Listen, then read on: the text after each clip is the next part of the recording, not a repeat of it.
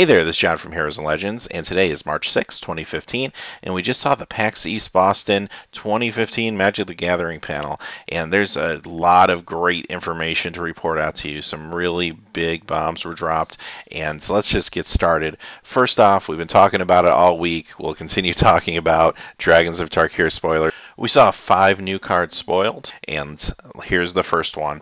Epic Confrontation. I love this art. Great rift off Savage Punch. A green, a colorless. It's a sorcery. Target creature you control gets +1/+2 until end of turn. It fights target creature you don't control. So much like Savage Punch, it's a little conditional to be removal that you're going to see in Constructed, but it's great removal for Limited. And this set is seeing a lot of cheap removal, which makes sense because there's a lot of really big creatures that you'll need to deal with.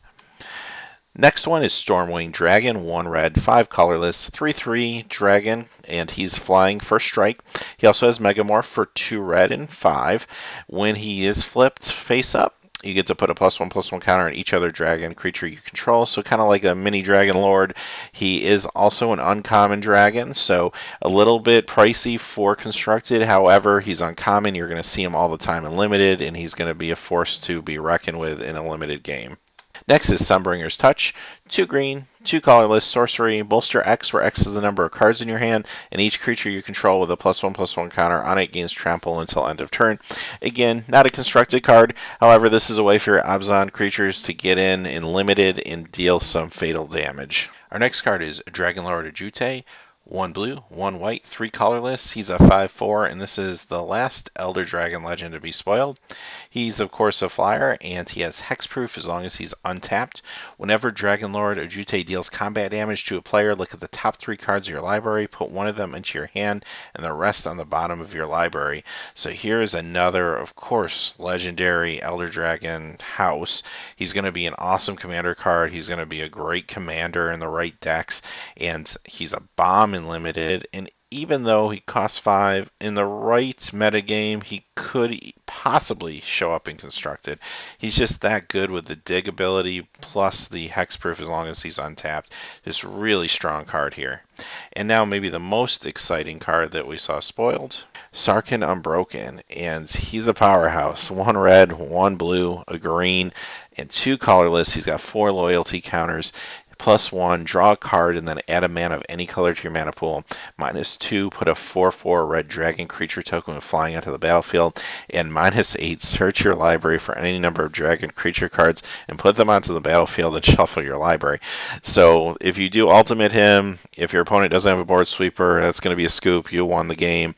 If you don't get that far, you're still getting 4/4 flyers, or else you're just drawing cards and getting mana, and mana of any color is going to help you cast all these multicolored dragons. Now, is this a constructed standard card? Of course not.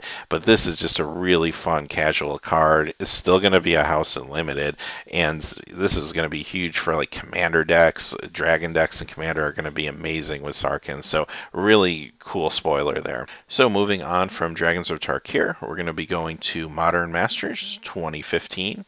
And we did get to see a couple cards that are going to be reprinted at the Mythic level.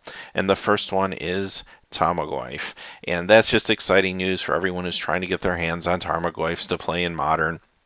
It's just so expensive, and we've already seen one reprint in the previous Modern Masters. The price continued to go up, so we're going to see another reprint. It's exciting to me that it sounds like this Modern Masters is going to have a little bit of a higher print run. Maybe we'll be able to get the price of this card under control finally and allow players to actually play with it. So very, very good spoiler there. And the next one is Karn Liberated. Karn's another great card. This is one that we predicted in our video about the top 10 cards from Scars of Meriden block that should be reprinted in Modern Masters. So they confirmed he will be there. He's a staple, of course, in the Tron Modern deck, and it's just a fun card. It's going to be great that players are going to be able to get their hands on him. So from there, we move on to Magic Origins. And they talked briefly about Magic Duels Origins. They showed the trailer that came out a few days ago. They did confirm that you will be able to play with Planeswalkers in the video games, so that's something new that they haven't done in past incarnations.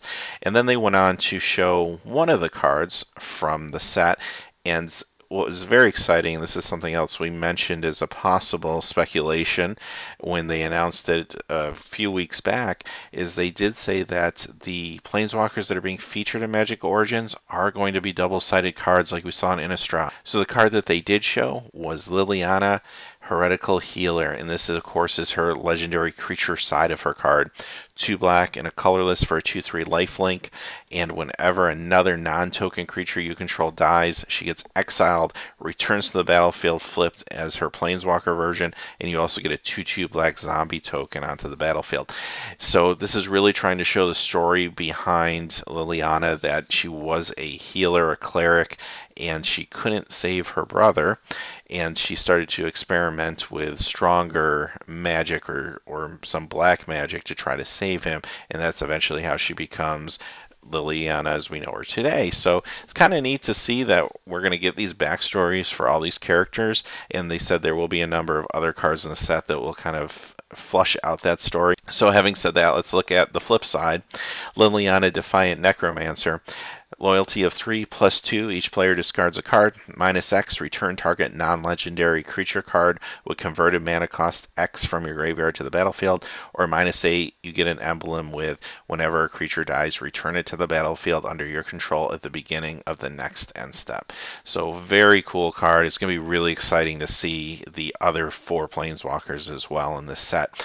So at the very end, they went on to do some questions, and then they wanted to, as usual, kind of leave with something exciting at the very end. And we got some big information. We found out the name of the fall set, and it is Battle for Zendikar. It's going to be coming out October 2nd, 2015. So there was a lot of speculation that the next set was either going to be Zendikar or else perhaps going back to the original plane.